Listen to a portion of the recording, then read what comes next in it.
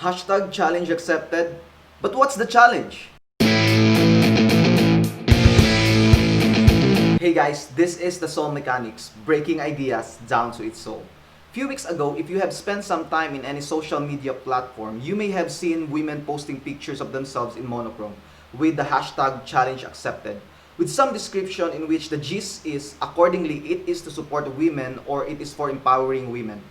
Later on, some concerned netizens came forward to point out that the original intent of the hashtag is to remember women killed in Turkey and bring awareness to the rampant violence against women in that country. According to Fidan Ataselim, the General Secretary of the campaign group We Will Stop Femicide, the black and white photo challenge and hashtag challenge accepted movement did not start in Turkey, but Turkish women sparked the latest round of pictures because we are worried about withdrawing from the Istanbul Convention. Every day after the death of one of our sisters, we share black and white photographs and keep their memory alive. Knowing the reason for this challenge, many celebrities who participated in this challenge issued an apology. I think the apologies are appreciated by the Turkish women, but I think it does not stop there. People everywhere must start asking the question, why there is a high femicide in Turkey. According to The Guardian, 120 women have been killed in Turkey so far this year, mostly by partners and relatives. A total of 474 women were killed in 2019, the highest rate in a decade, in which numbers have increased year on year. The figures for 2020 affected by coronavirus lockdowns are expected to be even higher. Also, The Guardian reported violence against women and so-called honor killings are deeply rooted and prevalent issues in Turkey. According to a 2009 study on prevention strategies, 42% of Turkish women aged between 15 to 60 had suffered some physical or sexual violence by their husbands or partners. I read many articles regarding this problem in Turkey, and it stands out that domestic violence against women in Turkey is deeply embedded in their culture. Most of the men that commit such acts are not brought fully to justice, even when they are found guilty.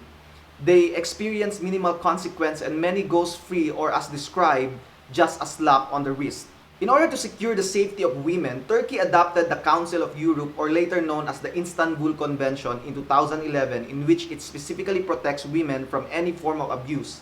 But recently, Turkish leadership wants to withdraw from the convention, which is one of the reasons behind hashtag challenge accepted. It is also a protest against withdrawing from the Istanbul Convention. Now, why in the world will a government withdraw from a convention that just aims to protect women?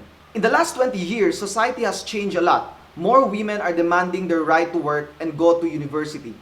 The more choices we have, the more intense the backlash gets, according to Fidan Ataselim. Why will there be an intense backlash against women being able to work and go to a university? In order to understand these deeply rooted issues, I will show you a video of Dr. Davidwood explaining the thinking or ideology of men in Islamic majority countries that led to this problem. For those who do not know, Davidwood is a Christian apologist that deals primarily with Islam. We will go back and forth with a video and an article of The Guardian to prove our point. A 2009 study by the Organization for Economic Cooperation and Development found that 11 of the 12 countries with the highest levels of discrimination against women were Muslim-majority countries. Keep this study in mind. Why is there a high rate of discrimination against women in Muslim-majority countries? There is a similar study in 2014 conducted by the World Economic Forum, in which it concluded that 19 of the 20 countries with the largest gender gap between men and women were Muslim-majority countries. I suggest that the first step on the path to reducing the gender gap in Muslim countries is an informed population of free people who will not fall for false claims about Islam and who can therefore draw attention to the real source of the problem. With this in mind, I present 3 Quran verses every woman should know. Listen carefully, because these 3 verses is what's behind this madness of femicide in Turkey, as according to the fewforum.org, it has a 98.6% Muslim population. First, Surah 2, verse 282 of the Quran is an outrageously long verse dealing with contracts. But there's an interesting part in the middle that says, "And get 2 witnesses out of your own men, and if there are not 2 men available, then a man and 2 women, such as you agree for witnesses, so that if one of them, one of the 2 women, errs, the other can remind her. If 2 men aren't available as witnesses, then get a man and 2 women." Here we find the Islamic principle that the testimony of a woman is worth half the testimony of a man. Why is this? Muhammad explains in Sahih al-Bukhari 2658. The Prophet said, "Isn't the witness of a woman equal to half of that of a man?" The women said, "Yes." He said, "This is because of the deficiency of a woman's mind." The testimony of women is unreliable because women are, by nature, stupid. These teachings of Allah and Muhammad, combined with other problematic teachings, such as the need for 4 male witnesses if you're accusing someone of sexual sin, have made it enormously difficult for Muslim women to testify against men in court. According to the New York Times, human rights workers have noted that as many as half of the women who report being raped in Pakistan are charged with adultery. According to The Guardian, other senior ministers, including Erdogan, regularly make public statements that are degrading to women. According to the president, women are not equal to men and those without children are deficient. Former Prime Minister Binali Yildirim has told supporters that rather than physically attack women in public wearing shorts, they should verbally harass them instead. I wonder where they got this idea. Second, in Surah 2, verse 223, Allah says, "Your wives are a tilth for you, so go to your tilth when or how you will." We don't use the word tilth much nowadays. A tilth is a patch of ground that you plow so you can sow your seed. The Quran says that women are a tilth that you approach whenever and however you want. The historical background to this verse, according to Sunan Abu Dawud 2158 and 2159, which you can read by clicking the link in the description box, is that when Muslims moved to Medina, they began marrying women from Medina, and the women of Medina didn't want to have sex in certain positions. One woman told her husband not to come near her if he wanted sex in these positions. Let's read what happened. This tribe of the Quraysh, that was Muhammad's tribe, used to uncover their women intensely and seek pleasure with them from in front and behind and laying them on their backs. When the Muhajirun, the Muslim immigrants, came to Medina, a man married a woman of the Ansar. He began to do the same kind of action with her, but she disliked it and said to him, "We were approached on one side, i.e. lying on our backs. Do it so, otherwise keep away from me." This matter of theirs spread widely, and it reached the Apostle of Allah. So Allah, the Exalted, sent down the Quranic verse, "Your wives are a tilth to you, so come to your tilth however you will," i.e. from in front, from behind, or lying on the back. So a woman says, "I refuse to have sex in these positions." Allah's response to her husband is, "She's your tilth, your field for sowing your seed, plow her however you want." Muhammad obviously took this verse seriously, since he made it clear that when a man wants sex, a woman has to drop whatever she's doing and satisfy him. In Sunan Ibn Majah 1853, Muhammad declares, "No woman can fulfill her duty towards Allah until she fulfills her duty towards her husband. If he asks her for intimacy, even if she is on her camel saddle, she should not refuse."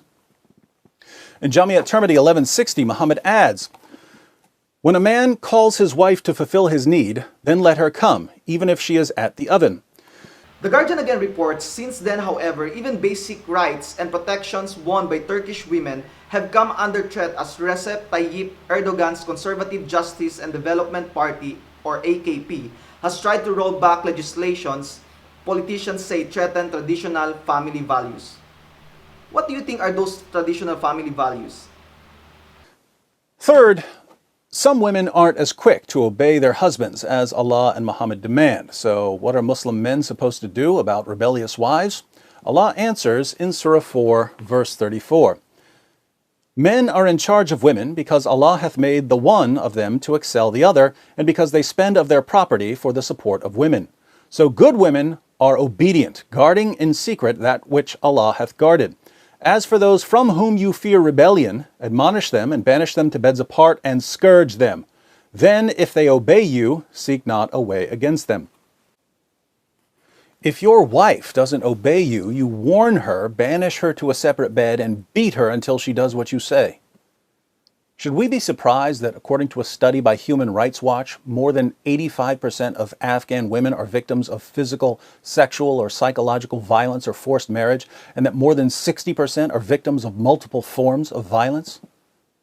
According to Allah and Muhammad, women are stupid. They're the property of men and have to submit themselves fully to their husband's sexual whims. Those who don't are to be beaten into submission. Numerous studies show the real-world impact of these teachings, and yet we're told by politicians, reporters, and Muslim groups that the discrimination against women in Muslim countries has nothing to do with Islam. Unfortunately for Islam's defenders, this discrimination against women was clear during the time of Muhammad. In Sahih al-Bukhari 58:25, Muhammad's child bride Aisha sees a woman whose Muslim husband beat her so severely her skin turned green. Aisha takes the woman to Muhammad and says, "I have not seen any woman suffering as much as the believing women. Look, her skin is greener than her clothes." This is Aisha, Muhammad's favorite wife, who's called the mother of the faithful, saying that Muslim women were being treated worse than pagan women. Why were Muslim women being treated so horribly? Here's why. Here's why. And if you're expecting Muhammad to punish the man who beat his wife until her skin turned green, you haven't been listening. Muhammad rebuked the woman for being a bad wife. So Muslim women were viciously oppressed in the earliest Muslim community, and here we are 14 centuries later, and the situation hasn't changed. Why hasn't it changed? Because many Muslim communities today take that first Muslim community as their model. They take the teachings of Muhammad and the Quran as authoritative. If we want to see lasting change in our lifetimes, we have to challenge the pattern laid down by Muhammad and the Quran. Unfortunately, what happened to that woman whose body turned green because of the beating she received is still happening today. The Guardian reports, men who say they acted on impulse or who claim to be religious and dress smartly in court are handed reduced sentences, so often there is now a term for it, tie reduction. Where did they get this idea? That's right, Muhammad, the Prophet of Islam, did the same. And it's worse than the Turkish. Muhammad absolved the man totally. At least the Turkish gave a slap on the wrist. The sad thing is, when you inform people about this, they will mark this as hate speech. Those who participated in the challenge, who are so passionate about empowering women and even Christians, will not point this out or share video like this because they are afraid that they might offend their Muslim friend. But this is the truth. The real challenge in the hashtag challenge accepted is to expose the evil teaching behind it, the teaching of the Prophet of Islam. We need more than your photos. It requires that we expose the false teaching of the Prophet of Islam. Now, will you be able to share this video as passionately you shared your monochrome picture? Lastly, I will say, this is totally different on how the Bible teaches men to treat their wives. In Ephesians chapter 5 verses 25 to 33, it says, "Husbands, love your wives, just as Christ loved the church and gave himself up for her, to make her holy, cleansing her by the washing with water through the word, and to present her to himself as a radiant church, without stain or wrinkle or any other blemish, but holy and blameless. In the same way, husbands ought to love their wives as their own bodies. He who loves his wife loves himself. After all, no one ever hated their own body, but they feed and care for their body, just as Christ does the church. For we are members of his body. For this reason, a man will leave his father and mother and be united to his wife, and the two will become one flesh. This is a profound mystery, but I am talking about Christ and the church. However, each one of you also must love his wife as he loves himself, and the wife must respect her husband." Christians, let us speak out and show them how women are to be treated as we are instructed in the Word of God. Hey guys, thank you for watching. Don't forget to like and share this video, subscribe, and hit the bell button to not miss a soul. See you next time. Bye!